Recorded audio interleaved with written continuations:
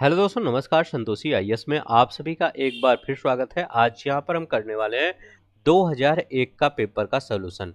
इससे पहले हमने जितने भी पेपर का सॉल्यूशन कर दिया है जाकर आप देख लीजिए। हमने 1991 से 2023 तक बोला था कि हम आपके जितने भी पेपर के सॉल्यूशन होंगे करवा देंगे।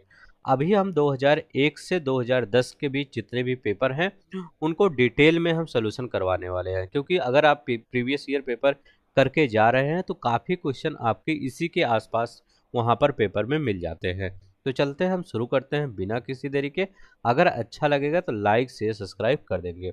अभी हम 2001 से 2010 तक करेंगे। इसके बाद लास्ट में आपका मेरे ख्याल से 23 और 24 बचा होगा, उसको भी हम कर लेंगे। ठीक है, तो चलते हैं, हम यहाँ पर शुरू करते हैं। जिन लोग को अच्छा लगेगा प्लीज़ सपोर्ट जरूर करिएगा। पहला क्वेश्चन हमारा क्या कर रहा है यहाँ पर देखते हैं। पहला क्वेश्चन आपका 2001 में यही पूछा गया था, हिस्ट्री का ही क्वेश्चन था। कह रहे हैं ऋग्वेद, यजुर्वेद, सामवेद, अथर्ववेद, कह रहे हैं इनको मिलान करना है। तो यहाँ पर आप सिंपल ही है, इसमें कुछ ज़्यादा टफ है नहीं। तो यहाँ पर बताइए कौन सा आपका सही होगा। तो देखिए, ऋग्वेद किससे संबंधित होता है? तो ऋग्वेद का संबंधित किससे होता है? ये स्रोत और प्रार्थनाएं से संबंधित होता है। तो स्रोत और प्रार्थनाएं कहाँ पे हमें मिलती हैं? ये ऋग्वेद में मिल जाती हैं। यजुर्वेद में, तो यजुर्वेद में हमेशा स्रोत और कर्मकांड मिलता है। तो स्रोत और कर्मकांड कहाँ मिलता है? कभी भी युद्ध के बारे में अगर पूछे तब भी आपका यही होगा, यजुर्वेद। तो यजुर्वेद युद्ध भी होता है और स्रोत और कर्मकांड भी होता है। सामवेद, साम से संगीत याद रख लेंगे। सामवेद हमेशा संगीत में स्रोत, जो संगीत की स्रोतियाँ होती हैं वहां से लिया जाता है। ठीक है। अथर्ववेद से क्या है? अथर्ववेद में, तो अथर्ववेद में हमेशा तंत्र मंत्र और वशीकरण होता है। तो याद रख लेंगे, तंत्र मंत्र और वशीकरण किससे संबंधित होता है? ये अथर्ववेद से संबंधित होता है। तो ये वेदों का ये मतलब ये आप जो अभी मैंने बताया है ये प्रारंभिक चीजें हैं। यहाँ तक लगभग सबको पता रहती है कि ऋग्वेद से स्रोत प्रार्थनाएं लिया जाता है, यजुर्वेद से स्रोत और कर्मकांड लिया जाता है, सामवेद से संगीत लिया जाता है, अथर्ववेद से ये लिया जाता है तंत्र मंत्र और वशीकरण। यहाँ पर दूसरा स्टेप ये आपके पेपर में पूछता है कि जो वेद है उनके कौन से उपवेद हैं और उनके जो कहने वाले को, जैसे जिस वेद को कौन कहता है। जैसे अ, अगर मैं कहूँ कि ये ऋग्वेद को कौन पढ़ता है तो उसके जो पुरोहित होते हैं उसको क्या कहलाते हैं? वो होता कहलाते हैं, होत्र या होता। तो मैं एक बार लिख देता हूँ यहाँ पर। जैसे हम कहते हैं वेद हो गया, वेद का उपवेद। ठीक है, वेद का उपवेद होता है एक। वेद के उपवेद का उसको कहने वाला कौन होता है? पुरोहित होता है। ठीक है, तो वो सबके अलग अलग पुरोहित होते हैं। अगर हम कहते हैं ऋग्वेद को, ठीक, तो ऋग्वेद के जो ऋग्वेद होता है इसके उपवेद क्या होते हैं? तो ऋग्वेद का उपवेद क्या होता है? तो ऋग्वेद का उपवेद होता है आयुर्वेद। आयुर्वेद ऋग्वेद का उपवेद होता है, याद रख लेंगे। आयुर्वेद ऋग्वेद का उपवेद होता है और इसके पुरोहित कौन कहलाते हैं? तो इसके पुरोहित कहलाते हैं होता। ठीक है, होता ये कहा, होत्र होता याद रखेंगे। दूसरा अगर हम कहते हैं यजुर्वेद, यजुर्वेद इसके उपवेद क्या होता है? तो यजुर्वेद का उपवेद होता है धनुर्वेद। याद रखेंगे, धनुर्वेद। अभी हमने कहा था युद्ध उद्ध से रिलेटेड अगर चीजें हो तो यहाँ पर धनुर्वेद हो जाता है। धनुष ना धनुर्वेद, ऐसे याद रख लेंगे। और इसके पुरोहित क्या कहलाता है? इसके पुरोहित क्या कहलाते हैं? अर्धवायु कहलाते हैं, अर्धवायु कहलाते हैं इसके पुरोहित। ठीक है, तो ऋग्वेद हो गया, यजुर्वेद हो गया, अब आपका हो गया सामवेद। अगर हम कहते हैं सामवेद, सामवेद का उपवेद क्या होता है? तो सामवेद का उपवेद होता है गंधर्व वेद। याद रख लेंगे, गंधर्व वेद ये सामवेद का उपवेद होता है और इसके पुरोहित को क्या कहलाता है? उद्गाता कहलाता है। तो याद रख लेंगे, इसको क्या कहलाते हैं? उद्गाता कहलाता है। याद कैसे करेंगे उद्गाता? देखिए, गाता यहाँ लिखा गया है ना, और साम हमेशा गाने से रिलेटेड है। सामवेद हमेशा क्या होता है? गाने से ही रिलेटेड है। तो सामवेद, इसका उपवेद गंधर्व वेद होता है और इसके पुरोहित को उद्गाता कहलाता है। ऐसे याद कर लेंगे ताकि याद रहे। अब देखिए क्या बचा है? अथर्ववेद बचा है। तो अथर्ववेद लिख दीजिए, अथर्ववेद। अथर्ववेद, अथर्ववेद, अथर्ववेद के उपवेद को क्या कहते हैं? तो अथर्ववेद के उपवेद को कहते हैं शिल्पवेद। शिल्प वेद। तो अथर्ववेद के उपवेद को शिल्प वेद कहते हैं और इसके गाने वाले को, मतलब इसके कहने वाले को, वो ब्रह्मा कहलाता है। ठीक है, तो इनके कहने वाले को ब्रह्मा कहलाता है। तो याद रखेंगे इसके पुरोहित, तो ऋग्वेद आयुर्वेद होता, यजुर्वेद धनुर्वेद अथर्ववेद, सामवेद गंधर्व वेद होता है इसका उपवेद, उसके उद्गाता कहलाते हैं। अथर्ववेद को शिल्प वेद इसका उपवेद होता है अथर्ववेद का, और इसका पुरोहित ब्रह्मा होते हैं। ठीक है, तो ये याद रख लेंगे। ठीक है, चलते हैं ना, इसका कौन सा आपका आंसर हो जाएगा, तो आप लगा ही लीजिएगा, मैंने यहाँ लगा दिया है। नेक्स्ट देखते हैं हमारा क्या होता है। हमारा नेक्स्ट क्वेश्चन क्या कह रहा है, नेक्स्ट क्वेश्चन देखिए क्या पूछा गया था। कह रहे हैं सिकंदर की भारत में सफलता के निम्न कारण कौन से थे। भारत में तब कोई केंद्रीय सत्ता नहीं थी, तो कह रहे हैं जो सिकंदर का भारत में क्या है सफलता हुआ, उसका निम्न कारण क्या था ये बताना है। तो पहला का क्या कह रहे हैं कि भारत में कोई केंद्रीय सत्ता नहीं थी, कह रहे हैं ये। दूसरा कह रहे हैं कि भारत उसकी सेना श्रेष्ठ प्रकार की थी, तो हाँ उसकी सेना भी श्रेष्ठ प्रकार की थी। करें उसे देशद्रोही भारतीय शासकों का साथ मिला था, करें उसके देशद्रोही भारतीय शासकों का साथ भी मिला था। क्या ये भी सही है, तो हाँ ये भी सही है, ये भी सही है, ये भी सही है और ये भी सही है। वह अच्छा प्रशासक था, तो वह अच्छा प्रशासक नहीं था। ठीक है, क्यों वह अच्छा प्रशासक नहीं था, क्योंकि जब सिकंदर की मृत्यु हुई थी, जब इसकी मृत्यु हुई थी, तो इसके कुछ ही समय के बाद, कुछ ज्यादा नहीं कुछ ही वर्षों के बाद इसका पूरा साम्राज्य जो था, इसका पूरा साम्राज्य क्या है, ये इसका पूरा साम्राज्य ही बिखर गया था। मतलब पता ही नहीं चला इसका साम्राज्य कौन कैसा है। ठीक है, इसीलिए क्या है, इसको नहीं कहा जा सकता वह अच्छा प्रशासक था। ठीक है, तो पहला ये एकदम सही है। सिकंदर की भारत में सफलता का निम्न कारण क्या था, ये क्वेश्चन आपका दूसरा है, जो मतलब आयोग के द्वारा पूछा गया है कि भारत में कोई सत्ता नहीं थी, सही है। उसकी सेना श्रेष्ठ प्रकार की थी, तो ये भी सही है, उसकी सेना एक श्रेष्ठ प्रकार की सेना थी। उसे देशद्रोही भारतीय शासकों का साथ मिला था। तो हमेशा इतिहास में आप देखे होंगे, हमेशा यहाँ के राजाओं के लोकल राजाओं का साथ मिला है विदेशी राजाओं को, जो विदेशी आक्रमणकारी को। ठीक है, तो ये याद रखेंगे, तीनों ही आपका सही है। ठीक है, अब देखिए अगर आपसे ये पूछे कि यहाँ पर ये सिकंदर किसका पुत्र था, तो ये किसका पुत्र था, सिकंदर फिलिप द्वितीय का पुत्र था। याद रख लेंगे, ये अच्छा क्वेश्चन है। किसका पुत्र था, तो सिकंदर फिलिप द्वितीय का पुत्र था। ठीक है, तो ये मैं लिख देता हूँ, फिलिप द्वितीय, फिलिप द्वितीय का पुत्र था। ठीक है, सिकंदर। यहाँ पर कौन सा आपका बी वाला आंसर सही हो। नेक्स्ट देखते हैं हमारा क्या कर रहा है। हमारा यहाँ पर कह रहा है कि करें ईसा की प्रारंभिक शताब्दियों में, करें ईसा की प्रारंभिक शताब्दियों में भारत और रोम के बीच घनिष्ठ व्यापारिक संबंधों की सूचना किस पुरातात्विक स्थल की खुदाई से प्राप्त होती है। करें ईसा की प्रारंभिक शताब्दियों में भारत और रोम के बीच घनिष्ठ व्यापारिक संबंधों की सूचना किस पुरातात्विक स्थल की खुदाई से प्राप्त होती है, ये बताना है। तो किससे प्राप्त होती है ये बताना है आपको। तो ये किससे प्राप्त होती है, अरिका मेडू से। अब बताइए अरिका मेडू है कहाँ, ये जो पुरातात्विक स्थल है, ये अरिका मेडू, ये पड़ता कहाँ पे है, तो ये कहाँ पे पड़ता है, ये केंद्र शासित प्रदेश, जैसे हमारा प्यारा भारत है, केंद्र शासित प्रदेश पुडुचेरी, यहीं पर पड़ता है अरिका मेडू। तो याद रख लेंगे, अरिका मेडू कहाँ पे पड़ता है, ये पुडुचेरी में पड़ता है। अब देखिए इसकी खुदाई कब करवाई गई थी, तो 1945 में इसकी खुदाई किसने करवाया था, एम एस व्हीलर ने करवाया था। एम एस व्हीलर ने इसकी खुदाई करवाया था, तो व्हीलर ने करवाया था। ठीक है, एम एस व्हीलर ने किसकी खुदाई करवाया था। यहाँ से क्या प्राप्त होता है, यहाँ से प्राप्त होता है कि भारत तथा रोम के बीच क्या थे, व्यापारिक संबंध स्थापित थे बहुत से ज्यादा। क्योंकि यहाँ से क्या हुआ था, यहाँ से रोमन बर्तन, मिट्टी के दीप, कांच के कटोरे, मनके, ये सब पर्याप्त प्राप्त हुआ था, जो रोमन साम्राज्य के द्वारा बनाया गया था। तो याद रख लेंगे यहाँ पर एम एस व्हीलर ने 1945 में अरिका मेडू का खोज किया था, मतलब पुरातात्विक स्थल की खोज किए थे। और ये है कहाँ पर, ये पुडुचेरी में है। तो याद रख लेंगे, ये पुडुचेरी में, केंद्र शासित प्रदेश पुडुचेरी में पड़ता है। यहाँ पे याद रखेंगे कौन सा, बी वाला आंसर सही हो जाएगा। नेक्स्ट देखते हैं हमारा क्या कह रहा है। हमारा कह रहा है कि विश्व विख्यात कैलाश मंदिर का निर्माण किसने करवाया था। कह रहे हैं जो विश्व विख्यात कैलाश मंदिर है, इसका निर्माण किसने करवाया था, ये बताना है। तो विश्व विख्यात कैलाश मंदिर का निर्माण किसने करवाया था? ये करवाया था राष्ट्रकूटों ने। तो राष्ट्रकूटों ने किसका निर्माण कराया था? राष्ट्रकूटों ने विश्व विख्यात कैलाश मंदिर का निर्माण करवाया था। ठीक है। अब कौन से शासक के द्वारा करवाया गया था कैलाश मतलब एलोरा के मंदिर का निर्माण? तो ये याद रखेगा, ये राष्ट्रकूट शासक कृष्ण प्रथम द्वारा करवाया गया था।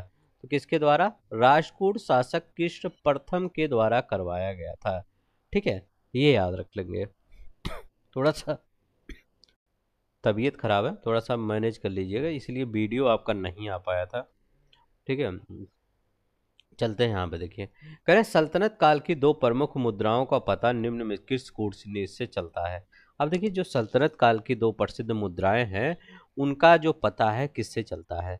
तो सल्तनत काल की जो दो प्रसिद्ध मुद्राएं हैं वो कौन कौन सी थी? तो एक मुद्रा का नाम था जीतल और एक का नाम था टका। याद रख लेंगे, एक का नाम था जीतल और एक का नाम था टका। किसने चलवाया था ये जीतल और टका सल्तनत काल के शासक में? तो ये किसने चलवाया था? तो इसको इल्तुतमिश ने चलवाया था। तो याद रख लेंगे, इसको किसने चलवाया था? जो जीतल और टका है, इल्तुतमिश ने। अब आपको ये पता होना चाहिए, ये जो टका होता था, टका क्या होता था? ये टका चांदी का होता था। टका चांदी का होता था। और जो जीतल होता था, तो ये जीतल किसका होता था? तो जीतल तांबे का होता था। ये आपको याद रखना होगा। जीतल किसका होता था? तांबे का होता था। और टका किसका होता था? चांदी का होता था। तो यहाँ पर दूसरा सही हो जाए, ये डी वाला आपका सही हो जाएगा। दूसरा और चौथा एकदम सही हो जाएगा। चलते हैं, हम नेक्स्ट देखते हैं हमारा क्या कर रहा है। कह रहे भारत में पोलो खेलने का प्रचलन किया था। तो पोलो खेलने का प्रचलन किसने किया था? तो कुतुबुद्दीन ऐबक ही था, जो पोलो खेलते खेलते क्या हुआ, घोड़े से गिरा और मृत्यु हो गई उसकी।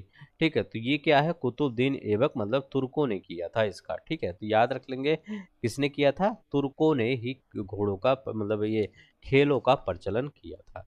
ठीक है, अब इसी में थोड़ा सा हम अदर फैक्ट देख लेते हैं।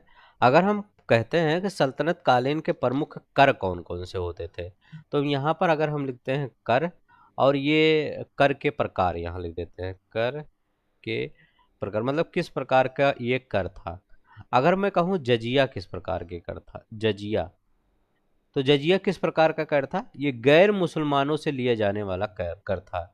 इसको तो जानते ही हैं, गैर मुसलमानों से। ठीक है, मुसलमानों से लिया जाने वाला कर था। जजिया के बाद एक आता था जकात, आता था। जकात किससे लिया जाता था ये बताना है आपको। जकात मुस्लिमों से लिया जाने वाला धार्मिक कर था। तो जकात क्या था? ये मुस्लिम से लिया जाता था। मुस्लिम से लिया जाने वाला धार्मिक कर था। लिया जाने वाला धार्मिक कर था। ठीक, धार्मिक कर था।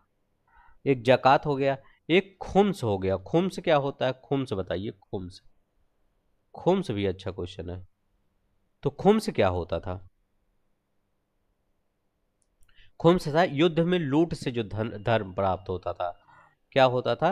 युद्ध में लूट से जो धन प्राप्त होता था, लूट से जो धन प्राप्त होता था। ठीक है, वो क्या कहलाता था? वो कहलाता था खुम्स कहलाता था। ये याद रख लेंगे। और कौन सा था? एक जकात हो गया, एक खराज याद रख लेंगे, खराज। सब एक ही साथ याद करवा देता हूँ ताकि याद रहे। खराज क्या होता था? गैर मुस्लिम कृषकों से लिया जाने वाला कर था। मतलब जो गैर मुस्लिम कृषक मतलब हिंदू होंगे, सिख होंगे, कोई कोई ईसाई होंगे, उनसे लिया जाता था। तो गैर मुस्लिम कृषकों से, तो गैर मुस्लिम कृषक से। ठीक है, ये इनसे लिया जाता था, गैर मुस्लिम कृषक से लिया जाने वाला ये कर था। उद्र एक आता था, उद्र याद रख लेंगे। उद्र भी अच्छा क्वेश्चन है। उद्र क्या? मुस्लिमों से लिया जाने वाला भूमि कर। तो भूमि कर क्या था? मुस्लिमों से लिया जाने वाला, मुस्लिम से लिया जाने वाला, मुस्लिम से लिया जाने वाला भूमि कर, लिया जाने वाला भूमि कर। अब देखिए, सब में कंफ्यूज मत होइएगा। ठीक है, नहीं तो सब में कंफ्यूज हो जाइए, क्योंकि अगर कंफ्यूज हो जाएंगे तो क्या होगा, फिर आप एक का दूसरा लिख देंगे। अब अगर जजिया पूछे आपसे, जजिया क्या होगा? गैर मुसलमानों से लिया जाने वाला, ये तो सबको पता होगा, इसको याद ही नहीं करना होगा। जब जकात आपसे कहे कि जकात क्या होता है, तो जकात आप बोलिएगा मुस्लिम से लिया जाने वाला धार्मिक कर होता है। ये जकात धार्मिक कर होता है, और जो उद्र होता है मुस्लिम से लिया जाने वाला भूमि कर होता है। तो जो उद्र और जकात है, ये दोनों कहाँ है? मुस्लिमों से ही लिया जाता था। लेकिन ये धार्मिक जकात का होता था, और उद्र होता था, भूमि कर होता था। ये हो गया।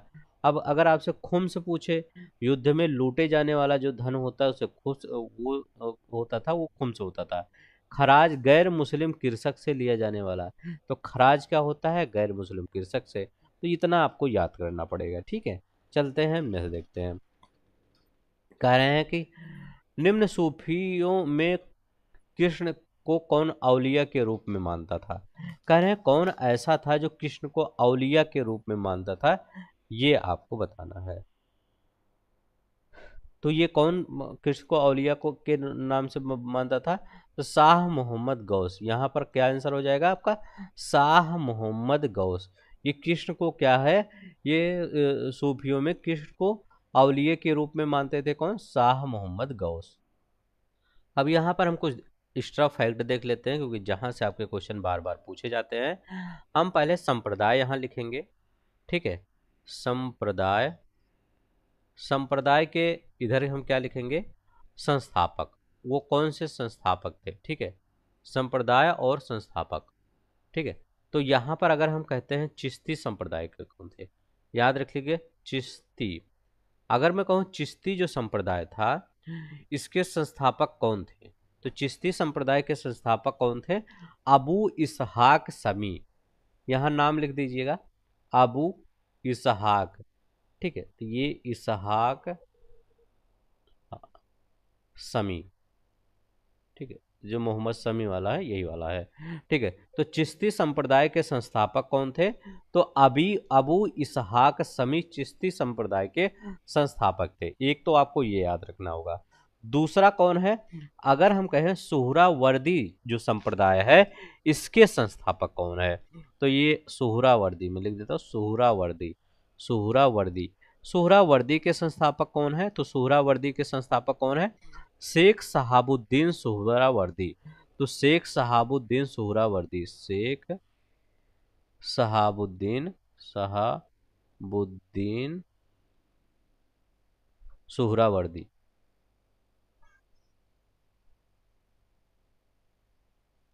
ये हो गया। तीसरे नंबर पे अगर हम देखते हैं कौन है? कादरी। कादरी, अब देखिए हम कादरी जो संप्रदाय है इसके संस्थापक कौन है? अब्दुल कादिर जिलानी। याद रख लेंगे, अब्दुल कादिर जिलानी, ये इसके संस्थापक थे, ठीक है। अब्दुल कादिर जिलानी, कादरी जो संप्रदाय थे। एक सतारी था, याद रखिएगा। तीसरा हो गया। चौथा कौन था? सतारी। सतारी, सतारी। तो सतारी इसके संस्थापक कौन? शेख अब्दुल्ला सतारी। तो याद रख लेंगे कौन थे? शेख अब्दुल्ला सतारी।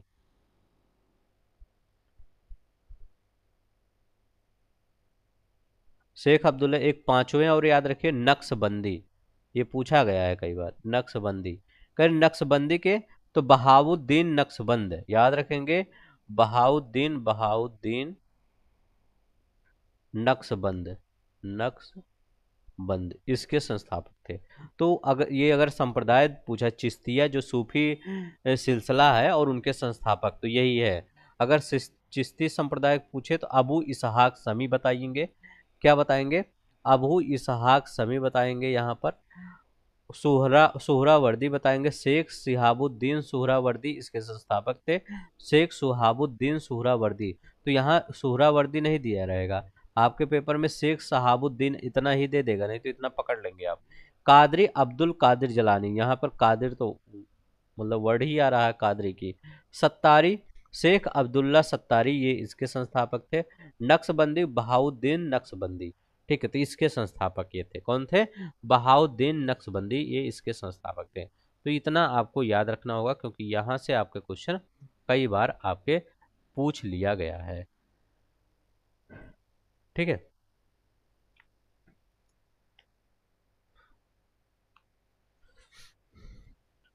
ये आपके पेपर में कब पूछा गया था ये आपके पेपर में 2001 में पूछा गया था, नक्शबंदी वाला। ठीक है, तो चलते हैं नेक्स्ट देखते हैं।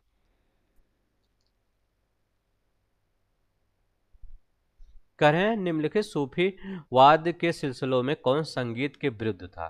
तो संगीत के विरुद्ध ये देखिए, यही जो अभी हमने बताया, चिश्तिया, सोहरावर्दिया, कादरिया या नक्शबंदिया। तो अभी तो हमने इसके संस्थापक तो बता ही दिए हैं कौन, तो लिखेंगे नहीं, एक बार फिर हम बता दे रहे हैं कि अगर चिश्तिया संप्रदाय के पुत्र इसहाक समी, अबू इसहाक समी, ये चिश्तिया के हैं। सोहरावर्दिया पूछे शेख शहाबुद्दीन सोहरावर्दी हो जाएंगे। और कादरी के पूछे तो कादरी की कौन है, अब्दुल कादिर जलानी, अब्दुल कादिर जलानी हो जाएंगे। नक्शबंदिया की पूछे तो अब ये नक्शबंदिया की बहाउद्दीन नक्शबंद है। अब यही जो सिलसिला था नक्शबंदिया, यही किसके था, ये संगीत के विरुद्ध था। क्योंकि ये इसमें जो सूफी संत होते थे, ये बोलते थे कि जो भी हमारा भगवान के पास हमारा प्रार्थना भेजने का सिस्टम है, मतलब उनका स्रोत है, वो सभी किसके थ्रू भेजा जाएगा, वो सभी संगीत के थ्रू ही भेजा जाएगा। लेकिन क्या हुआ था, यहाँ पर जो नक्शबंदिया शाखा था ये विरोध करता था कि यहाँ पर संगीत के थ्रू नहीं भेजा जाएगा। ठीक है, तो ये याद रख लेंगे। नेक्स्ट देखते हैं हमारा क्या कह रहा है। कह रहे महाभारत के फारसी का अनुवाद का शीर्षक क्या था। कह रहे महाभारत के फारसी का अनुवाद का शीर्षक बताइए, ये क्या था। तो महाभारत के फारसी का अनुवाद का शीर्षक क्या था, रज्मनामा था। ठीक है, तो याद रख लेंगे, क्या पढ़ेंगे इसको, रज्मनामा पढ़ेंगे। मतलब उसको फारसी में क्या कहलाते हैं, वो रज्मनामा कहलाता है। ठीक है, ये याद रख लेंगे। अच्छा, अब यहाँ पर हम देखते हैं कुछ अन्य फैक्ट देखते हैं जो अक्सर पेपर में पूछा जाता है। जैसे मैं कहूं कि दास अकबर के शासनकाल का बात करते हैं। ठीक है, हम कहें कि जो कार्य और वर्ष कब किया गया था अकबर के द्वारा, कार्य और क्या है, ये अकबर के द्वारा सब किया गया है, कार्य और वर्ष। ठीक है, तो कार्य क्या है, हम कहेंगे दास प्रथा का अंत कब हुआ था। तो दास प्रथा का अंत कब हुआ था, तो दास प्रथा का अंत 1562 में हुआ था। ठीक है, अगर हम कहें पर्दा प्रथा का कब अंत हुआ था, ऐसे लिख दे रहा हूँ, सिर्फ आपका रिवीजन करवा रहा हूँ। ठीक है, मैं चाहता तो आपको एक क्वेश्चन रज्मनामा लिख के आगे बढ़ जाता, लेकिन क्या होगा, आपका रिवीजन हो जाएगा हर एक चीजें, ताकि आपको बार बार रिवीजन ना करना पड़े। पर्दा प्रथा का अंत अकबर के शासनकाल में कब हुआ था, तो ये भी 1562 में हुआ था, पर्दा प्रथा का अंत। तीर्थ यात्रा का समाप्त कब हुआ था, हमने कई बार बताया है तीर्थ यात्रा की समाप्ति कब हुई थी, तो ये 1563 में हुआ था। तीर्थ यात्रा, तीन से देखिए, तीर्थ ना तीन वर्ड आ रहा है ना, तो 63 लगा दीजिएगा बस। ठीक है, इसके बाद जजिया जो कर की समाप्ति, अभी हमने बताया था जजिया कर क्यों लगाया गया था। जजिया कर की समाप्ति कब हुई थी, तो 1564 में जजिया कर की समाप्ति हुई थी, याद रख लेंगे 1564 में। फतेहपुर सीकरी की स्थापना और आगरा से फतेहपुर सीकरी राजधानी परिवर्तन कब हुआ था, ये बताना है। तो फतेहपुर सीकरी की स्थापना, फतेहपुर सीकरी की स्थापना, सीकरी की स्थापना कब हुई थी, और ये आगरा से जो राजधानी था फतेहपुर सीकरी स्थापित हुई थी। ठीक है, तो ये कब हुआ था, तो ये 1571 में ये हुआ था। ठीक है, तो ये याद रख लेंगे। एक और पूछा जाता है कि इबादत खाना की शुरुआत कब हुई थी, स्थापना कब हुई थी, ये बताइए। इबादत, ठीक है, खाना की शुरुआत, खाना, ये इसकी शुरुआत कब हुई थी या स्थापना कब हुई थी, इसका 1575 में इबादत खाना की शुरुआत हुई थी। ठीक है, मजहर की घोषणा कब हुई थी, मजहर, मजहर की घोषणा, मजहर की घोषणा,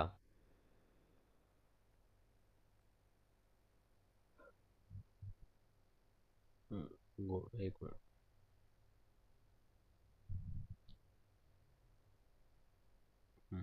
मजहर की घोषणा, मजहर की घोषणा कब हुई थी, तो मजहर की घोषणा कब हुई थी, ये 1579 में। ठीक है, तो 1579 में मजहर की घोषणा, दीन ए इलाही और है। ठीक है, दीन ए इलाही, दीन ए इलाही, की स्थापना कब हुई थी? तो ये 1582 में हुई थी।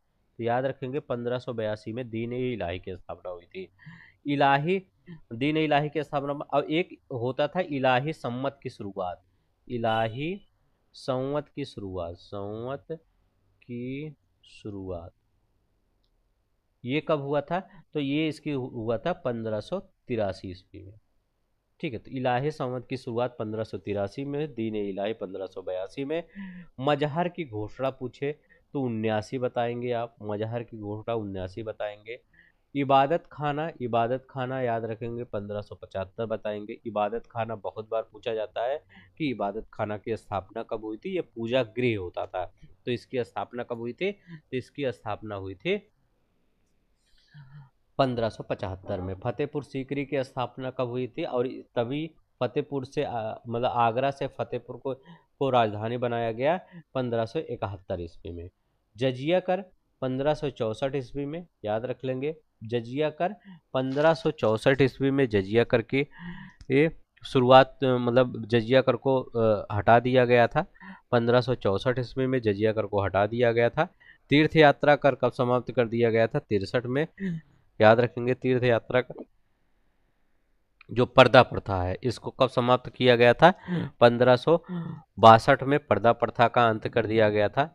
दास प्रथा का अंत 1562 में। पर्दा और दास दोनों 62 में। तो ये जितना भी हमने बताया है ये तो आप याद ही कर लीजिए, क्योंकि यहाँ से आपके पेपर में क्वेश्चन कई बार पूछ लिए गए हैं। अभी ये पूछा गया था दीन इलाही 82 वाला, तो इलाही संवत की शुरुआत 1583 में भी पूछा गया था। तो जजिया कर कब समाप्त हुआ था? 64 में। ठीक है, और ये तीर्थ यात्रा तीर से 3 याद रख लेंगे, 63।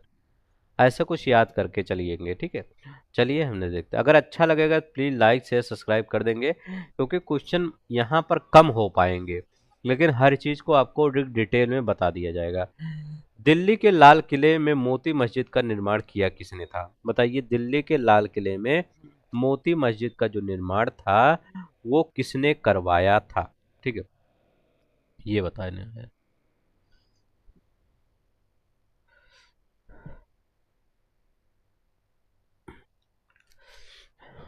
बताइए। और तो ये किसने करवाया था?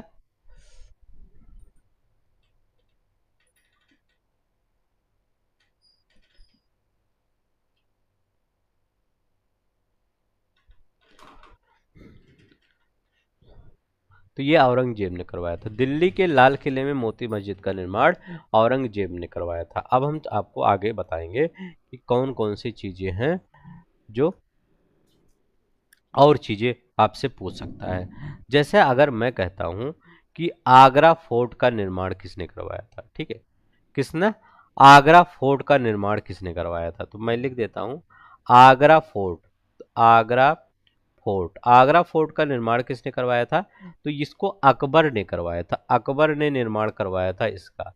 कब करवाया था अकबर ने? तो ये 1565 से 73 के बीच में इसका निर्माण करवाया था। फतेहपुर सीकरी का निर्माण किसने करवाया था? अभी हमने बताया था फतेहपुर सीकरी का निर्माण। फतेहपुर सीकरी का निर्माण भी अकबर ने ही करवाया था। ये आपसे पूछ सकता है कि कौन पहले हुआ था कौन बाद में हुआ था। तो ये 1571 से 85 के बीच में इसका निर्माण चला था। अब इसके बाद अगर हम देखते हैं और राजाओं का ताजमहल। ताजमहल का निर्माण किसने करवाया था? तो इसको बताने की जरूरत नहीं है। ठीक है, लेकिन कब करवाया गया था? ताजमहल का निर्माण 1631 से 48 तक करवाया गया था। तो 1631 से 48 के बीच में ये क्या करवाया गया था? ताजमहल का निर्माण 1631 से 1648 के बीच में। जो जामा मस्जिद है, याद रखेंगे जामा मस्जिद। तो जामा मस्जिद जो है वो कौन सी जामा मस्जिद? बहुत जगह जामा मस्जिद है, लेकिन दिल्ली वाली की बात कर रहे हैं। जामा मस्जिद दिल्ली का निर्माण किसने करवाया था? ये शाहजहां ने ही करवाया था। तो शाहजहां ने करवाया था ये जामा मस्जिद दिल्ली का।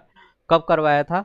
1644 से 1656 ईस्वी के बीच में इसका क्या निर्माण करवाया गया था। इसके बाद लाल किला की बात करते हैं। लाल किला इसका निर्माण किसने करवाया था? इसका भी शाहजहां ने करवाया था, शाहजहां ने करवाया था। और इसका कब से कब करवाया गया था? तो ये 1639 से 48 के बीच में लाल किला, मतलब लाल किला पहले बना फिर जामा मस्जिद बना था। ठीक है, ये बीबी का मकबरा, बीबी का मकबरा किसने निर्माण करवाया था? बीबी का मकबरा, इसका निर्माण किसने करवाया था? ये आजम शाह ने। बीबी का मकबरा किसने करवाया था? आजम शाह ने, आजम शाह ने। ये कौन थे आजम शाह? ये औरंगजेब के पुत्र थे, औरंगजेब का पुत्र। ठीक है, आजम शाह। इन्होंने 1651 से 61 के बीच में इसका निर्माण करवाया था, बीबी का मकबरा। ठीक है, कहीं कहीं बीबी का मकबरा अगर औरंगजेब भी दिया रहता है तो आप सही कर देंगे, नहीं तो आजम शाह ने ही करवाया था इसका। ठीक है, तो ये याद रख लेंगे। आगरा फोर्ट, अकबर, फतेहपुर सीकरी, ये अकबर ने 7185 के बीच में, ये याद रख लेंगे, 71 से 85 के बीच में। ताजमहल शाहजहां ने 31 से 48 के बीच में। जामा मस्जिद 44 से 56 में। लाल किला 39 से 48 में। बीबी का मकबरा आजम शाह औरंगजेब का पुत्र 1651 से 1661 के बीच में। ठीक है, ऐसे ऐसे फैक्ट आप याद करते चलेंगे कुछ ना कुछ, ताकि क्या है आपका रिवीजन होता रहे। करें मुगलों ने नवरोज का त्योहार लिया है, करें मुगलों ने जो नवरोज का त्योहार मनाया जा रहा है वो कहाँ से लिया है? तो वो कहाँ से लिया है? ये पारसियों से लिया गया है। तो मुगलों ने कहाँ से लिया है ये नवरोज त्योहार? ये पारसियों से लिया है, ये याद रख लेंगे। अब देखिए यहाँ पर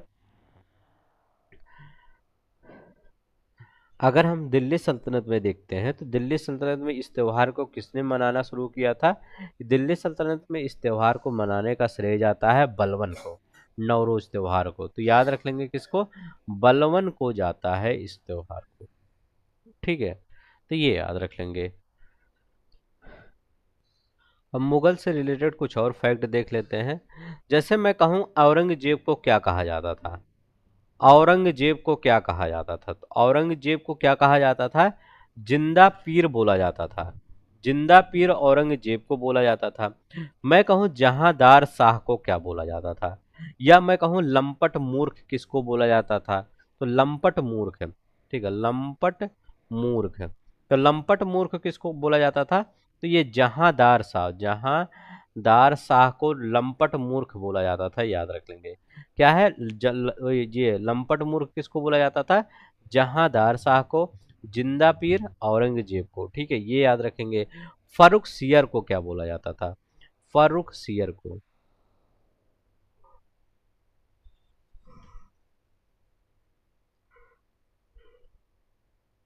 बताइए फर्रुख सियर को क्या बोला जाता था? तो फर्रुख सियर को के बोला जाता था घृणित कायर, याद रखेंगे। घृणित कायर किसको बोला जाता था? ये फर्रुख सियर को घृणित कायर बोला जाता था। रफीद उद दरजात, याद रखेंगे। रफी उद दरजात, रफी उद दरजात, रफी उद दरजात को कठपुतली शासक बोला जाता था, कठपुतली शासक। ठीक है, ये रफी उद दरजात। मोहम्मद शाह को क्या बोला जाता था? मोहम्मद, मोहम्मद शाह, इसको रंगीला बोला जाता था, रंगीला। मोहम्मद, ठीक है, मोहम्मद शाह को रंगीला बोला जाता था, ये याद रख लेंगे। बहादुर शाह प्रथम को क्या बोला जाता था? बहादुर शाह प्रथम, बहादुर शाह प्रथम। तो इसको क्या बोला? साहे बेखबर। ठीक है, साहे बेखबर। और बहादुर शाह द्वितीय बहादुर शाह द्वितीय, ठीक है, ये सेम ही रहेगा, बहादुर शाह द्वितीय। इसको जफर बोला है, बहादुर शाह जफर नहीं बोला जाता था, इसको जफर बोला जाता था। तो याद रख लेंगे, ये कई बार पूछ लिया गया है यहाँ पर। तो यहाँ पर ये सभी लोग का निक नेम तो याद ही रख लेंगे। औरंगजेब को जिंदा पीर कहा जाता था, जहांदार शाह को लंपट मूर्ख जहांदार शाह को बोला जाता था, फर्रुख सियार को घृणित कायर बोला जाता था, फर्रुख सियार को क्या, फारूक सियार को घृणित कायर बोला जाता था। रफी दर्जात को क्या, कठपुतली शासक बोला जाता था। मोहम्मद शाह को रंगीला, बहादुर शाह प्रथम को साहे बेखबर, प्रथम को साहे बेखबर और दूसरे को जफर बोला जाता था। नेक्स्ट देखते हैं हमारा क्या कह रहा है। कह रहे हैं निम्नलिखित मुस्लिम शासकों का सही कालक्रम बताइए। कह रहे हैं कौन सा मुस्लिम शासक पहले आया, कौन सा मुस्लिम शासक बाद में आया। ठीक है, ये बहुत ही अच्छा क्वेश्चन है। बताइए इसमें कौन सा पहले आया है और कौन सा बाद में आया है, क्योंकि यहाँ से क्वेश्चन आपके पेपर में बन जाता है।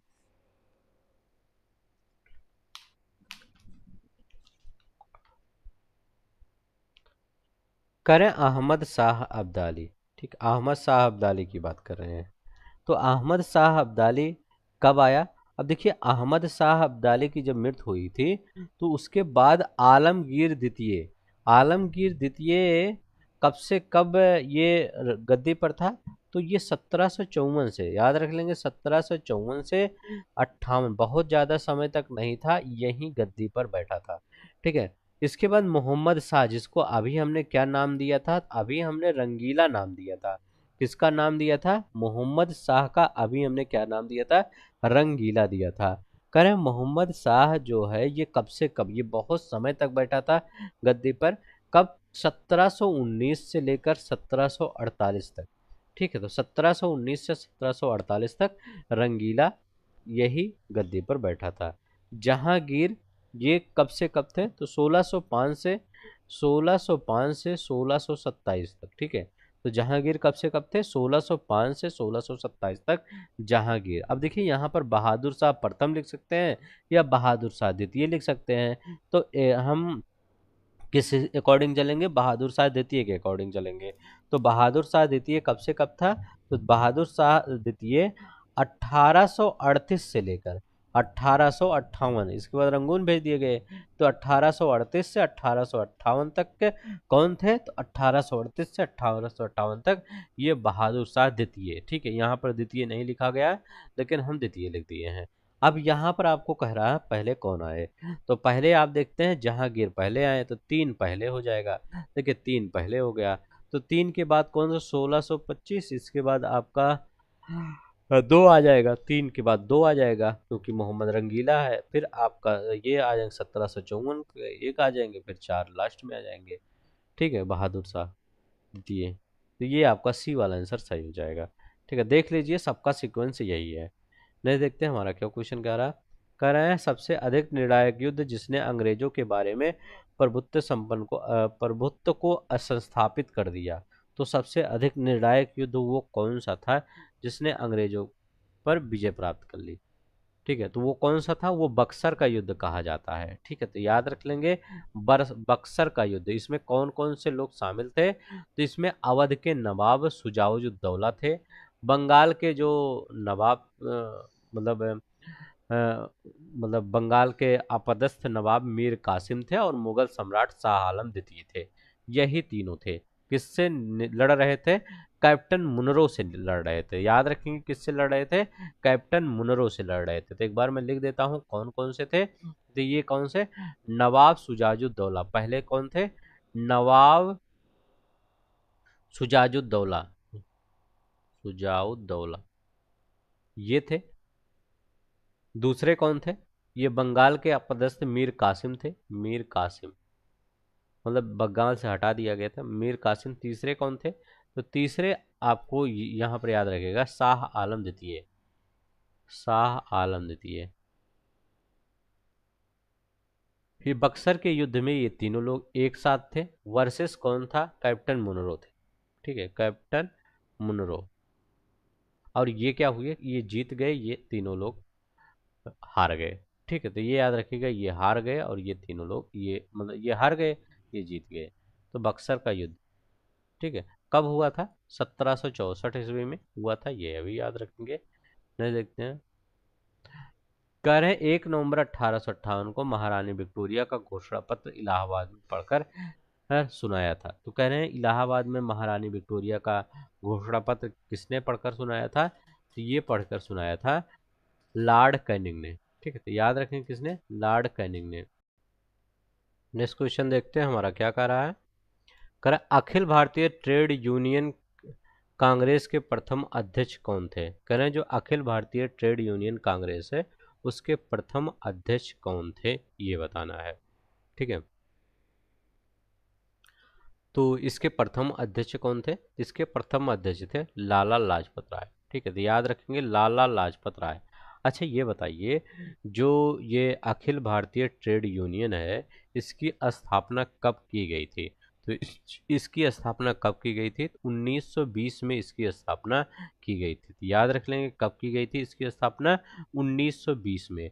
इसकी स्थापना को किसने करवाया था ये बताना है। तो इसकी स्थापना को किसने करवाया था? तो इसकी स्थापना M.N. जोशी ने किया था। याद रख लेंगे किसने किया था? M.N. जोशी ने इसकी स्थापना करवाया था। तो याद रख लेंगे इसकी स्थापना किसने किया था? M.N. जोशी ने। इसका पहला सम्मेलन कहाँ हुआ था? तो इसका पहला सम्मेलन मुंबई में हुआ था। याद रख लेंगे इसका पहला सम्मेलन मुंबई में हुआ था। कब हुआ था? 30 अक्टूबर 1920 को। 30 अक्टूबर 1920 को इसका प्रथम सम्मेलन हुआ था। ठीक है, तो इतना चीजें याद रख लेंगे। प्रथम सम्मेलन 30 अक्टूबर 1920 को मुंबई में, स्थापना M.N. जोशी ने किया था। इसके प्रथम अध्यक्ष कौन थे?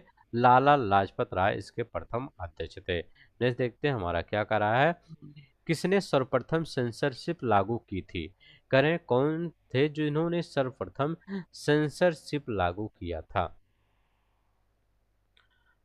तो वो कौन थे? Lord Wellesley. लॉर्ड वेलेजली इन्होंने सर्वप्रथम सेंसरशिप लागू किया था। और इस सेंसरशिप को हटाया किसने था? चार्ल्स मेटकॉफ ने हटाया था। इसलिए उनको क्या कहा जाता है? भारतीय समाचार पत्रों का मुक्तिदाता। किसको कहा जाता है? चार्ल्स मेटकॉफ को कहा जाता है। तो किसने सर्वप्रथम सेंसरशिप लगाया था? लॉर्ड वेलेजली ने लगाया था। नहीं देखते हैं, भारत में अंग्रेजों के समय प्रथम जनगणना हुई थी। करें भारत में अंग्रेजों के समय प्रथम जनगणना हुई थी किसके कार्यकाल में? तो किसके कार्यकाल में हुई थी? तो लॉर्ड मेयो के समय में। अब लॉर्ड मेयो का कार्यकाल वही 1971, मतलब जो 72 था, इसी में क्या हुआ था? पहली बार क्या हुआ था? जनगणना हुआ था। ठीक है, लेकिन जो नियमित जनगणना हुआ था वो किसके कार्यकाल में हुआ था? वो रिपन के कार्यकाल में हुआ था। एक नियमित जो जनगणना, अगर यहीं पर आपका प्रथम ना देके नियमित जनगणना पूछा जाए कि नियमित जनगणना प्रथम कब हुआ था, तो ये हुआ था 1881 में। ठीक है, पहला जनगणना 1972 में, लेकिन नियमित जनगणना कब हुआ था? 1881 में। ये प्रथम, यार सॉरी 1972 नहीं, ये 1872। ठीक है, तो प्रथम जनगणना कब हुआ था? 1872 में हुआ था। लेकिन प्रथम नियमित जनगणना कब हुआ था? तो प्रथम नियमित जनगणना 1881 में हुआ था। ये याद रखेंगे। ठीक है, ये याद रखेंगे क्या? 1881 में। ठीक है, तो ये याद रखेंगे। 1900 आ रहा था बार बार। ठीक है, इसको देख लीजिएगा, कभी कभी दिमाग में 18 19 आ जाता है। ठीक है, तो ये 1872 याद रखिएगा। ये मेयो का कार्यकाल था और ये रिपन का कार्यकाल था। ठीक है, अगर मैं आपसे पूछूं कि 2011 की जो जनगणना है, अगर 1872 के अकॉर्डिंग हम काउंट करते हैं, कब 1872 के अकॉर्डिंग काउंट करते हैं, तो ये भारत की कौन सी जनगणना है? तो ये 15वीं जनगणना है तो कुल मिला के। ठीक है, 1872 के अकॉर्डिंग।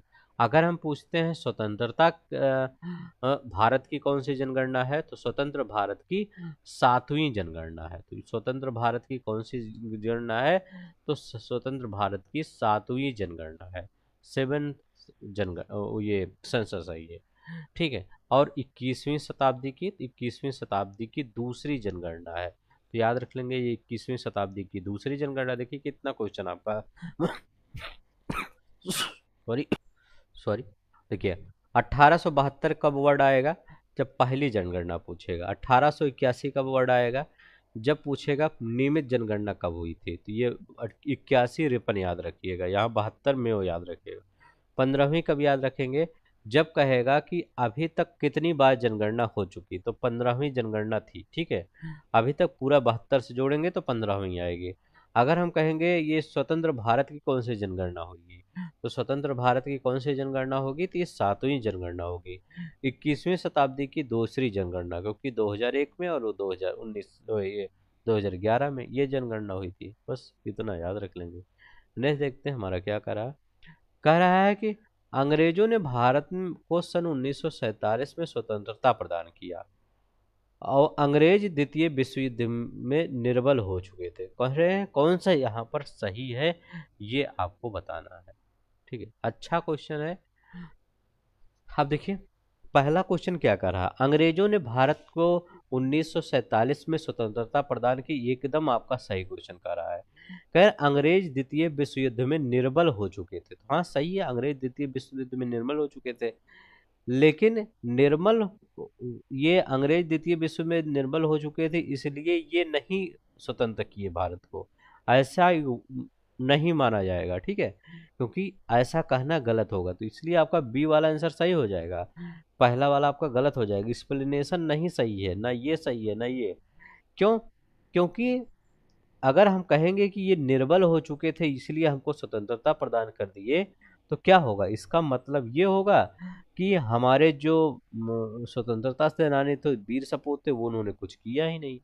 मतलब ना गांधी जी ने कुछ किया, ना सुभाष चंद्र बोस ने कुछ किया, मतलब ना किसी भी प्रकार के देशभक्त व्यक्तित्व ने कुछ नहीं किया। ठीक है, इसका मतलब ये है, क्योंकि ये हो जाएगा ये निर्बल हो चुके और ये आपको छोड़ के चले गए। नहीं, बहुत से ऐसे फैक्टर जो थे जो इनको छोड़ने पर मजबूर कर दिए, चाहे वो असहयोग आंदोलन हो या चाहे भारत छोड़ो आंदोलन हो जो रिसेंट में हुआ था।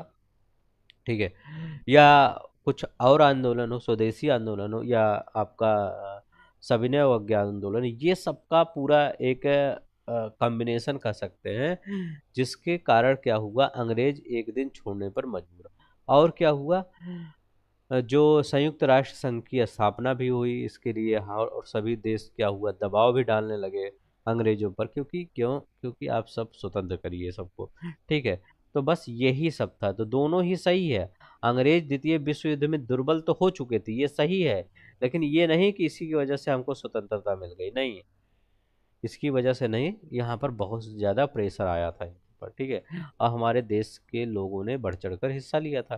तो यहाँ पर पहला और दूसरा आपका दोनों सही है, लेकिन एक्सप्लेनेशन गलत है, तो बी वाला आंसर आपका सही हो जाएगा। कौन सा आंसर सही हो जाएगा, बी वाला आंसर आपका सही हो जाएगा। ने देखते हैं हमारा क्या कह रहा है मैकडोनाल्ड के सांप्रदायिक पंचांग ने पृथक चुनाव क्षेत्र एवं आरक्षित सीटें आवंटित नहीं की थी, किसके लिए? तो ये किसके लिए आरक्षित नहीं किया गया था, तो ये बौद्धों के लिए आरक्षित नहीं किया गया था। तो याद रख लेंगे किसके लिए आरक्षित ये सीटें नहीं किया गया था, तो ये बौद्धों के लिए आरक्षित नहीं किया गया था। ठीक है, मैकडोनाल्ड। अब चलते हैं यहाँ पर हम इसी से कुछ फैक्ट देख लेते हैं मॉडर्न हिस्ट्री से ही। अगर हम कहें आपसे कि सहायक जो संधि होती है वो स्वीकार करने वाले राज्यों का क्रम एक बार बता दीजिए बस। ठीक है, तो सहायक संधि स्वीकार करने वाले क्रम। ठीक है, जो बिलेजली की सहायक संधि थी, पहले हैदराबाद आया था, याद रखेंगे क्या है, हैदराबाद पहले सहायक संधि स्वीकार किया था। कब किया था, ये 1798, कभी कभी दिया रहता है या दिया रहता है 1800, याद रखेंगे, दोनों ही याद रख लेंगे। हैदराबाद ने ये सहायक संधि कब शुरू किया, मतलब स्वीकार किया था, तो 1798 में, याद रख लेंगे। दूसरा क्या याद रखेंगे, मैसूर याद रख लेंगे। ठीक है, तो दूसरा मैसूर याद रखेंगे, 98 ही ज़्यादा पूछता है, ये याद रखेंगे। मैसूर, मैसूर ने 1799 में सहायक संधि स्वीकार किया था।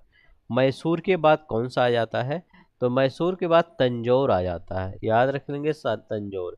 तंजौर कब, ये भी 1799 में आ जाता है ये भी। तंजौर के बाद आपका अवध आ जाता है, अवध ने सहायक संधि कब स्वीकार की, 1801 में अवध ने स्वीकार की। इसके बाद पेशवा का नंबर आता है, पेशवा, पेशवा कब आया, 1802 में सहायक संधि स्वीकार किया। पेशवा के बाद भोंसले आते हैं, तो भोंसले, तो भोंसले आते हैं, तो भोंसले ने 1803 में। ठीक है, तो याद रखेंगे 1803 में। सिंधिया, सिंधिया का नाम याद रखेंगे, सिंधिया, सिंधिया ने कहा कब स्वीकार किया, तो स्वीकार किया 1804 में। तो ये आपको इतना याद रखना पड़ेगा कि किन्होंने कब सहायक संधि स्वीकार किया, हैदराबाद 1798 में, मैसूर 1799 में, तंजौर 1799 में, अवध 1801 में, पेशवा 1802 में, भोसले 1803 में, सिंधिया 1804 में। नेक्स्ट देखते हैं हमारा क्या कह रहा है। गांधी जी के नाम से पहले महात्मा जोड़ा गया।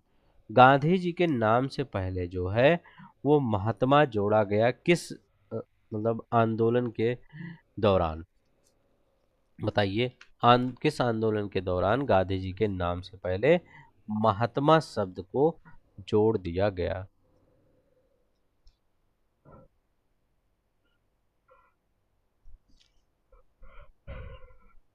बताइए किस। अच्छा क्वेश्चन है यहाँ पे। तो वो क्या है? चंपारण, याद रख लेंगे। चंपारण वो जो सत्याग्रह है उसी के पहले क्या है, महात्मा शब्द जोड़ दिया गया। चंपारण सत्याग्रह कब चालू हुआ था? तो ये 1917 में। कब, याद रख लेंगे, 1917 में बिहार के चंपारण जिले में। किस लिए था? किसान का जो नील मिल मजदूरों के विरुद्ध संघर्ष था, मतलब नील की खेती जबरदस्ती करवाया जाता था। तब फिर कौन मिले गांधी जी से? गांधी जी से राजकुमार शुक्ल मिले। राजकुमार शुक्ल, याद रख लेंगे, गांधी जी से लखनऊ में भेंट किए और आग्रह किए गांधी जी से कि आप एक बार चंपारण के किसान की तरफ से आकर लड़िए, एक बार उनकी दुर्दशा को देखिए।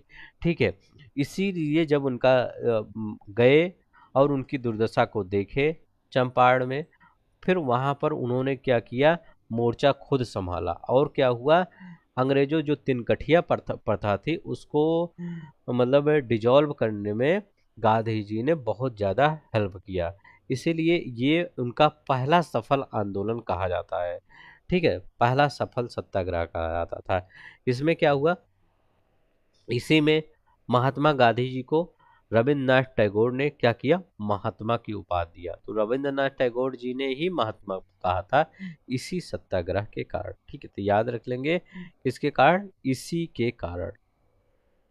ठीक है, बस चलते हैं, अब हम नेक्स्ट देखते हैं।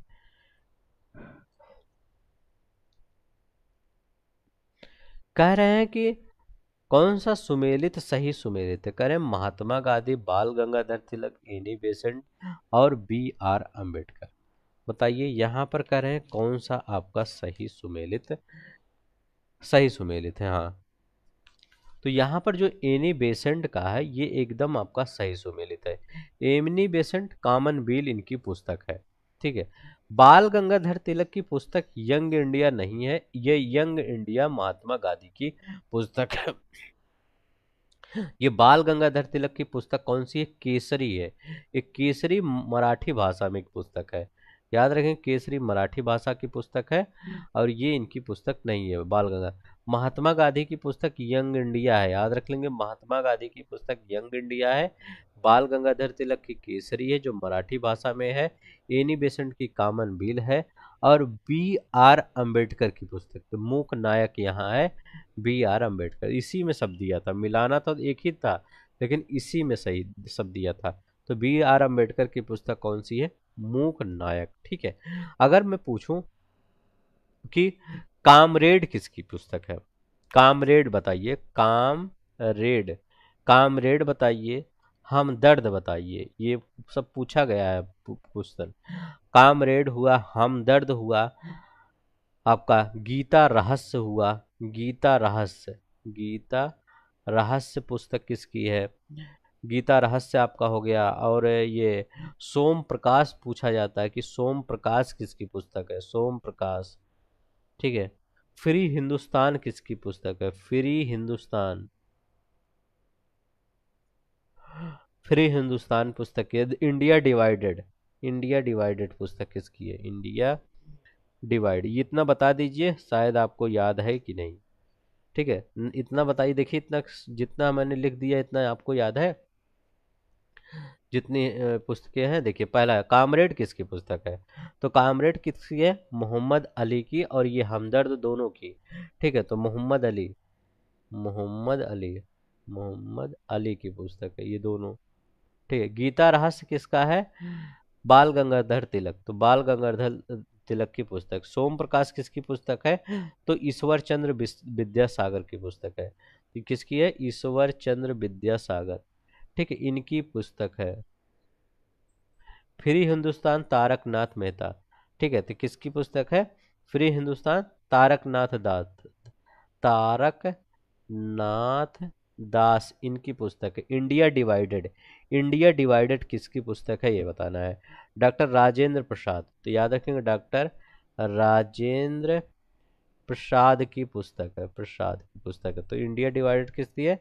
डॉक्टर राजेंद्र प्रसाद की। फ्री हिंदुस्तान तारकनाथ दास की। सोम प्रकाश ईश्वर चंद्र विद्यासागर की। गीता रहस्य बीजीटी बाल गंगाधर तिलक की। और हमदर्द कामरेड मोहम्मद अली की पुस्तक है, ठीक है। संवाद कौमुदी राजा राम मोहन राय की पुस्तक है। अमृत बाजार पुस्तिका किसकी? शिशिर कुमार घोष की। पूछा जाता है अमृत बाजार पुस्तिका, ठीक है। नेक्स्ट देखते हैं हमारा क्या कह रहा है।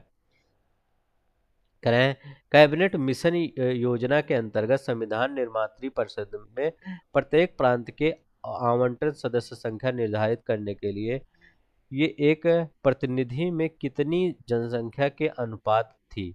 मतलब करें एक प्रतिनिधि में कितनी जनसंख्या का अनुपात था जब क्या हुआ था? कैबिनेट मिशन प्रस्तावित हुआ था। तो कितना था? तो ये याद रख लेंगे, ये 10 लाख था, ठीक है। तो कितना था?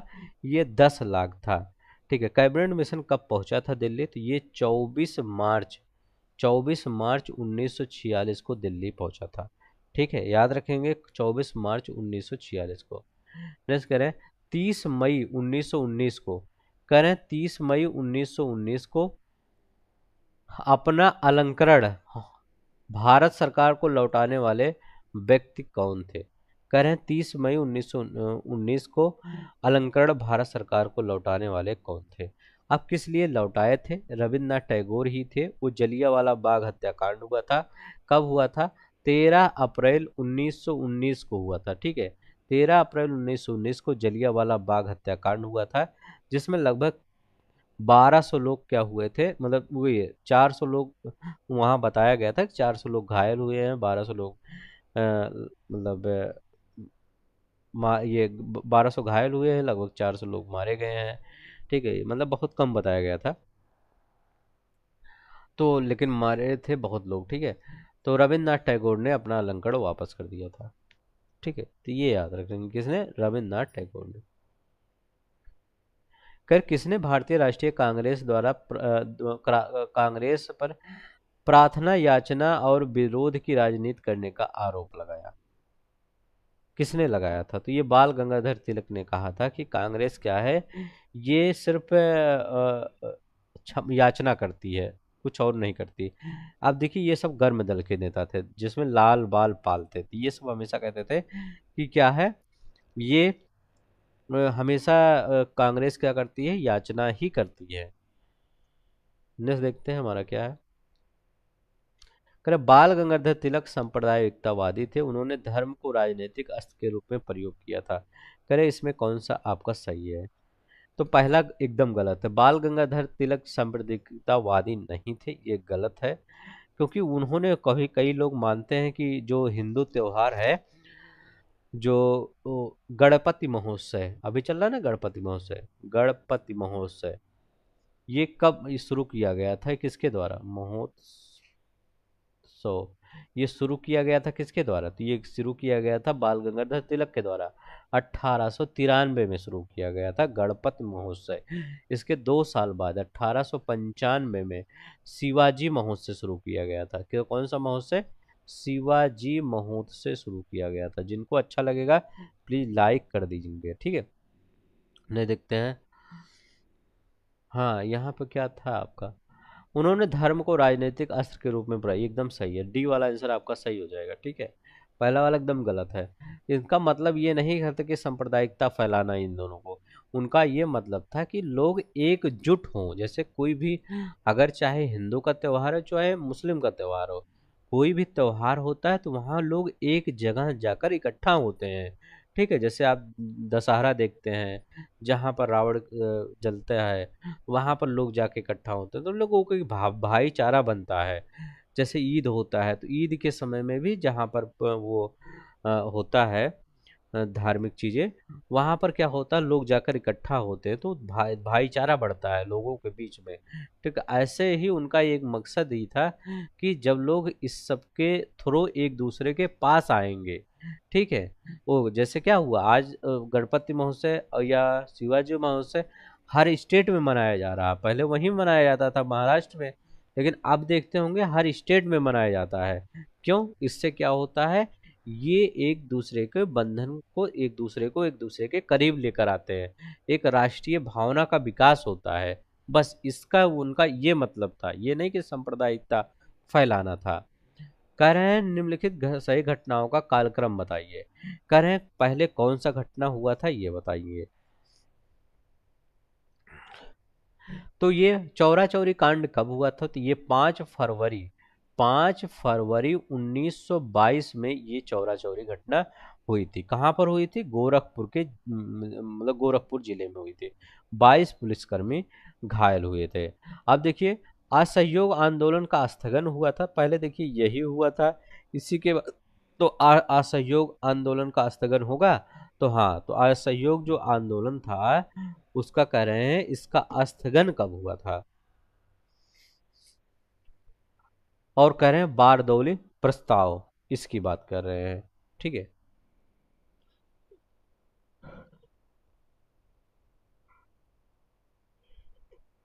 तो ये देखिए असहयोग आंदोलन का जो स्थगन हुआ था ये 12 फरवरी 1922 को। ठीक है, 1912 जब 5 तारीख को चौरा चौरी की घटना हो गई, इसके बाद 12 फरवरी 1922 को गुजरात के बारदौली स्थान पर, याद रख लेंगे, गुजरात के बारदौली नामक स्थान पर एक प्रस्ताव पारित हुआ। ठीक है, क्या हुआ? एक प्रस्ताव पारित हुआ। कहां पर? गुजरात के बारदौली स्थान पर एक प्रस्ताव पारित हुआ। और उसमें क्या कहा गया? उसमें कहा गया कि अब इसको क्या किया गया, लेना चाहिए। ठीक है, मतलब वह असहयोग आंदोलन को वापस लेना चाहिए, मतलब बंद कर देना चाहिए, ये कहने का मतलब है। अब देखिए ये बारदौली प्रस्ताव क्या है, तो ये बारदौली प्रस्ताव याद रख लेंगे ये किससे जुड़ा है, ये आप ये जुड़ा है 1928 को। ठीक है, 1928 को बारदौली सत्याग्रह में महिलाओं ने क्या किया था, इसमें सरदार वल्लभ भाई को सरदार की उपाधि दिया था क्योंकि इन्होंने किसानों की तरफ से लड़े थे। ठीक है, तो बारदौली असहयोग आंदोलन का स्थगन, ये चौरा चौरी कांड। ठीक है, तो ये इसमें आपका पहला वाला हो जाएगा। ठीक है, वो भी बारदौली प्रस्ताव के नाम से भी जाना जाता है, जैसे आपका जो 12 फरवरी वाला है ये भी बारदौली प्रस्ताव के नाम से ही जाना जाता है। लेकिन क्या है, यहाँ पर आप यही लगा देंगे चौरा चौरी कांड। फिर आपका असहयोग जो आंदोलन था इसको भंग कर दिया गया, प्रस्ताव पारित हुआ। ठीक है, तो ये आपका 1 2 3 पहला वाला ही आपका सही है, जो आपका आयोग ने माना था वो यही है क्वेश्चन। कह रहे हैं अमेरिकी पत्रकार जो महात्मा गांधी के भारत छोड़ो आंदोलन, क्या अमेरिकी पत्रकार जो भारत छोड़ो आंदोलन के दौरान उनके साथ थे, बताइए ये जो महात्मा गांधी के भारत छोड़ो आंदोलन के साथ उनके साथ थे उनका नाम क्या है? तो उनका नाम क्या है? लुई फिशर है। याद रख लेंगे क्या नाम है उनका, लुई फिशर। नहीं, देखते हैं। कह रहे हैं पहले अवसर पर भारत के प्रधानमंत्री की नियुक्ति किसने किया था? पहला जो अवसर था उसमें भारत के प्रधानमंत्री की नियुक्ति किसने किया था? गवर्नर जनरल ने किया था। गवर्नर जनरल उसमें कौन थे? लॉर्ड माउंटबेटन थे। याद रखेंगे लॉर्ड माउंटबेटन ही थे। करें निम्नलिखित में किसने ऐतिहासिक सन 1932 में पूना समझौते पर हस्ताक्षर नहीं किए थे? अब देखिए यहाँ पर क्या है कि किसने पूना समझौते पर हस्ताक्षर नहीं किए थे। तो यहाँ पर क्या हुआ था कि पूना समझौते एक दलित वर्ग की ओर से अंबेडकर जी थे और हिंदू जाति की तरफ से मदन मोहन मालवीय जी ने हस्ताक्षर किए थे। ठीक है, अन्य देखिए पहले तो दोनों है भीमराव अंबेडकर, ये डॉक्टर भीमराव अंबेडकर, भीमराव अंबेडकर, और कौन थे? ये मदन मोहन मालवीय, मदन मोहन मालवीय। ठीक है, तो ये इधर ये साइन कर दिए, इधर ये साइन कर दिए पूना समझौते पर। इसके बाद इधर और कई लोग आके साइन किए थे। इसमें कौन कौन से लोग और थे जिन्होंने साइन किया था? तो ये सी राजगोपालाचारी, तो सी राजगोपालाचारी, सी राजगोपालाचारी ये भी हस्ताक्षर किए थे। दूसरा एम आर जयकर थे, एम आर जयकर, ठीक है, एम आर जयकर थे। और तेज बहादुर सप्रू थे, तेज बहादुर सप्रू, तेज बहादुर सप्रू, तेज बहादुर सप्रू, जीडी बिड़ला आदि प्रमुख थे। ठीक है, तो याद रखेंगे जीडी बिड़ला, ये सब थे। ठीक है, तो ये याद रख लेंगे। सी राजगोपालाचारी, एम आर जयकर, तेज बहादुर सप्रू, जीडी बिड़ला, ये सब क्या थे, ये साइन करने वाले थे। ठीक है, तो यहाँ पर करें किसने हस्ताक्षर नहीं किया था, तो किसने हस्ताक्षर नहीं किया था, महात्मा गांधी ने यहाँ पर हस्ताक्षर नहीं किए थे। करें कानपुर षड्यंत्र मुकदमा किस आंदोलन के नेताओं के विरुद्ध था। अब देखिए ये कानपुर जो आंदोलन षड्यंत्र है, यहाँ पर क्या हुआ था, क्योंकि जो कम्युनिस्ट आंदोलन था उसकी शक्ति और उसके प्रभाव को बढ़ते हुए देखते हुए कानपुर में एक संयंत्र को आधार बनाकर कानपुर के जो कम्युनिस्ट थे उन पर मुकदमा चलाया गया। ठीक है, तो यही याद रख लेंगे, इनके बढ़ते प्रभाव को कम करने के लिए। ठीक है, तो इनके बढ़ते प्रभाव को कम करने के लिए क्या किया गया, मुकदमा चलाया गया, जिसको कानपुर षड्यंत्र केस बोला जाता है। ठीक है, तो यहाँ पर आपका कौन सा सही होगा, कम्युनिस्ट मूवमेंट। ठीक है, तो इनका प्रभाव बहुत ज़्यादा बढ़ रहा था, इसीलिए कम किया गया। सी वाला एक कह रहे हैं, निम्नलिखित व्यक्तियों में किसने इरविन तथा गांधी को दो महात्मा कहा। कह रहे हैं किसने इरविन और गांधी को दो महात्मा कहा, ये बताइए। तो किसने कहा था, ये सरोजिनी नायडू ने कहा था। ठीक है, गांधी और इरविन को दो महात्मा किसने, सरोजिनी नायडू ने। नेक्स्ट देखते हैं हमारा क्या क्वेश्चन का, कह रहे हैं महात्मा गांधी, राम मनोहर लोहिया, डॉक्टर राजेंद्र प्रसाद और अभी हमने अबुल कलाम, अभी हमने कहा था डॉक्टर राजेंद्र प्रसाद का इंडिया डिवाइडेड याद रख लेंगे। ठीक है, क्या है, इंडिया डिवाइडेड याद रखेंगे किसका, डॉक्टर राजेंद्र प्रसाद का। महात्मा गांधी का क्या याद रखेंगे, महात्मा गांधी का अभी हमने बताया हिंद स्वराज, महात्मा गांधी का क्या याद रखेंगे, हिंद स्वराज। अब देखिए ये राम मनोहर लोहिया का, तो राम मनोहर लोहिया बताएंगे इनका क्या है, तो ये इनका क्या याद रखेंगे, the wheel of history, Ram Manohar Lohia का है। ठीक है, हो गया। अब अबुल कलाम आज India wins freedom, Abul Kalam Azad India wins freedom के लिए हैं। ठीक है, तो इनका याद रख लेंगे ऐसे कुछ। ठीक है,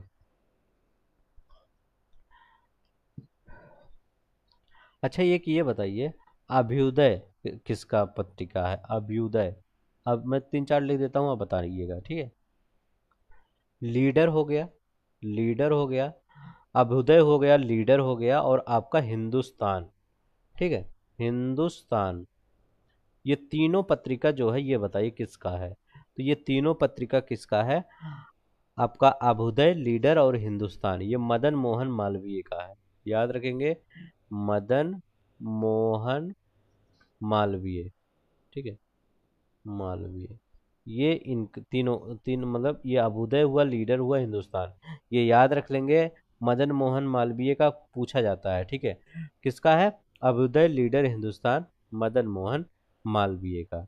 नेक्स्ट देखते हैं, कह रहे हैं करमचंद गांधी दीवान थे, कह रहे हैं करमचंद गांधी दीवान थे, तो ये बीकानेर के दीवान थे। ठीक है, तो याद रखें कहाँ के, ये ये उपरोक्त सभी यहाँ के राजकोट के भी थे, पोरबंदर के भी थे।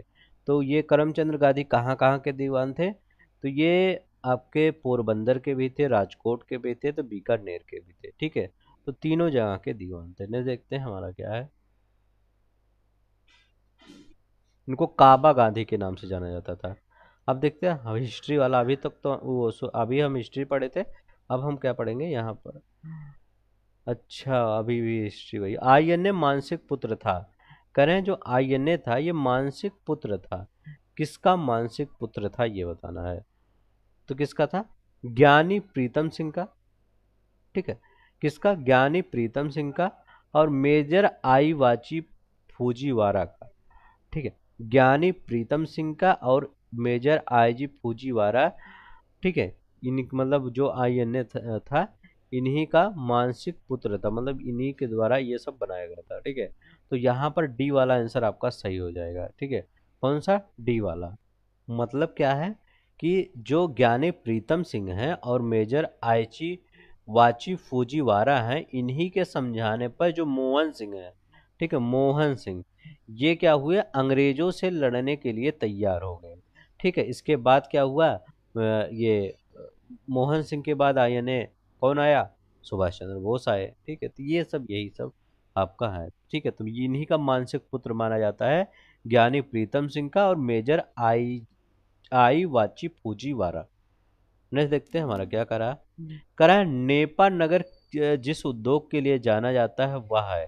करें जो नेपा नगर है वो किस उद्योग के लिए जाना जाता है, तो नेपा नगर किस उद्योग के लिए जाना जाता है, तो नेपा नगर कागज उद्योग के लिए जाना जाता है। ये है कहाँ पर, ये एमपी में पड़ता है नेपा नगर। तो नेपा नगर कहाँ है, कागज उद्योग के लिए जाना जाता है मध्य प्रदेश में। ठीक है, एमपी मध्य प्रदेश में पड़ता है।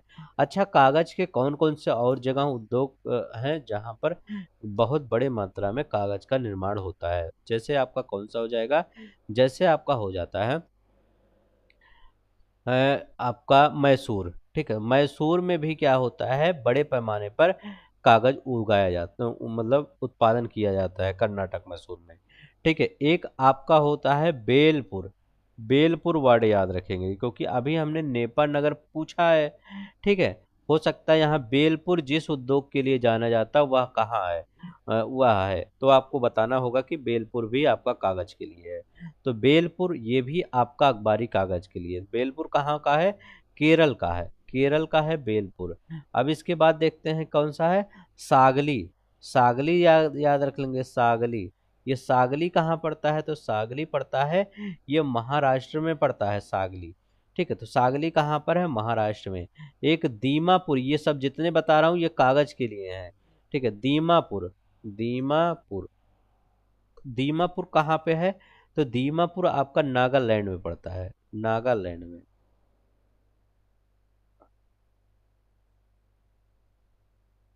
नागालैंड में दीमापुर पड़ता है।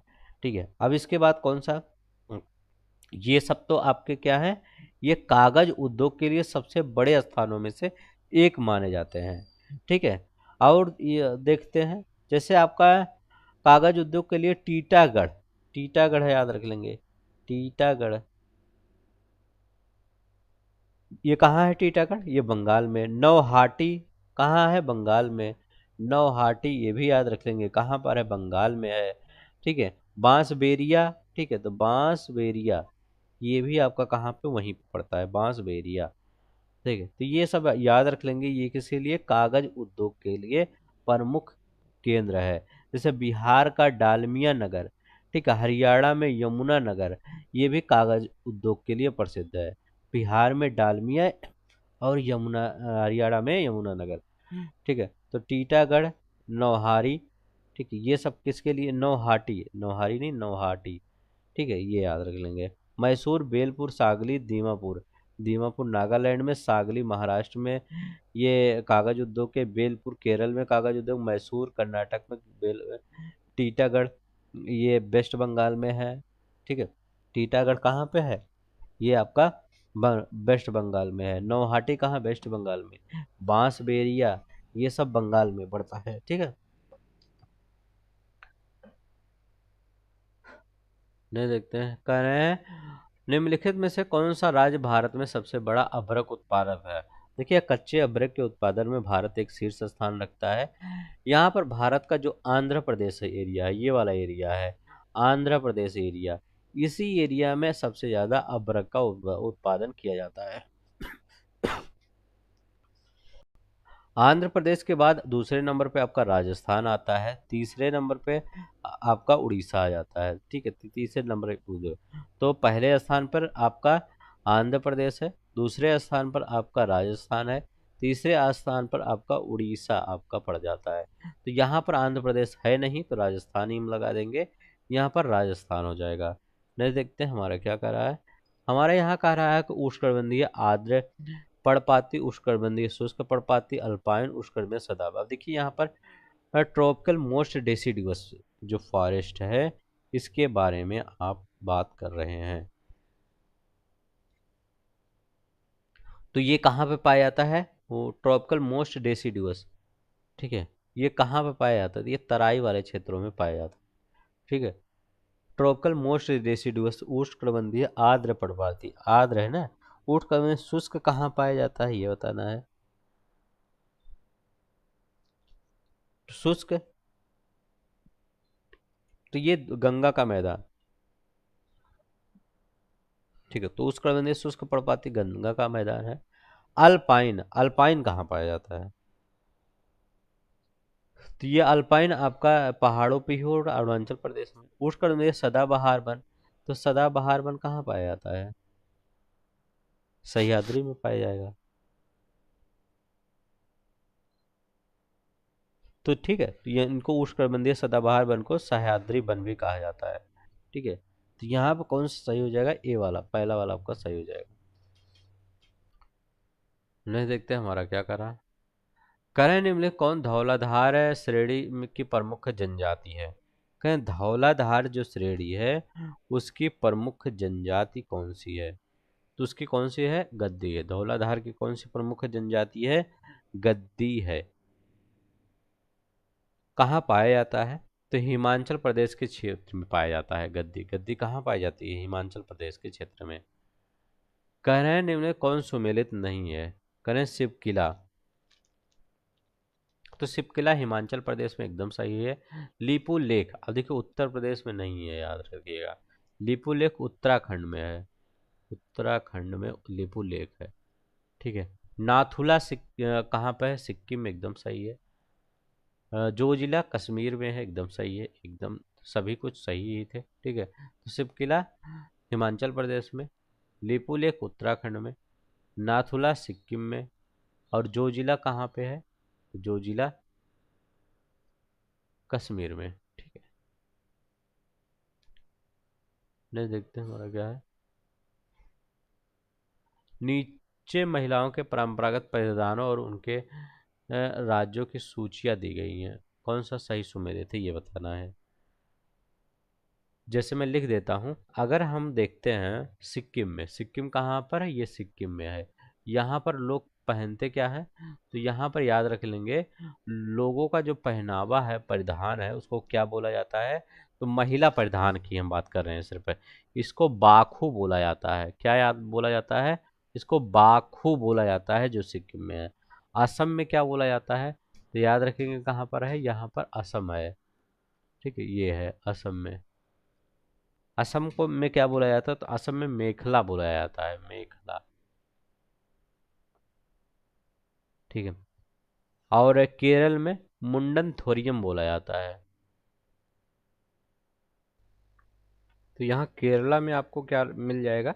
तो केरला में जो पहनावा होता है महिलाओं का, उसको बोला जाता है मुंडम नेरिथम। तो याद रखेंगे, मुंडम, मुंडम बोला जाता है, नेरिथम बोला जाता है, नेरिथम, नेरियाथम ये बोला जाता है। ठीक है, मुंडम नेरिथम ये केरल में बोला जाता है। अब हो गया कश्मीर में। कश्मीर में जो पहनावा होता है उसको बोला जाता है फेरन। फेरन, महिलाओं का पहनावा फेरन बोला जाता है कश्मीर में। ठीक है, कश्मीर में क्या बोला जाता है? फेरन बोला जाता है। छत्तीसगढ़ में लुगरा पोलगरा बोला जाता है। छत्तीसगढ़ की बात करते हैं। ठीक है, तो छत्तीसगढ़ में क्या बोला जाता है?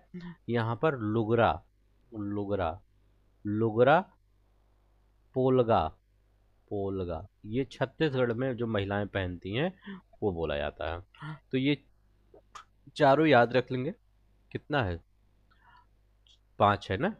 सिक्किम में बाखू बोला जाता है, और असम में मेखला बोला जाता है महिलाओं के परिधान को, और केरल में मुंडम निरथम बोला जाता है, कश्मीर में फेरन बोला जाता है, छत्तीसगढ़ में लुगरा पोलगा बोला जाता है। बस आज के लिए इतना ही, क्योंकि और क्वेश्चन मैं अगले वीडियो में लेकर आऊँगा, करवाऊँगा। आप सब बेल आइकन दबा लीजिए, ताकि आपको जैसे भी वीडियो आ जाए वैसे ही आपको मिल जाए। मैं बहुत जल्दी इसको करवाने वाला हूँ कंप्लीट। ठीक है, सीसाइड भी इसी में करवा दूंगा, ताकि सीसाइड का भी आपका चलता रहे। ठीक है, तो आज के लिए बस इतना ही। अच्छा लगे लाइक शेयर सब्सक्राइब कर दीजिएगा। जय हिंद, जय भारत।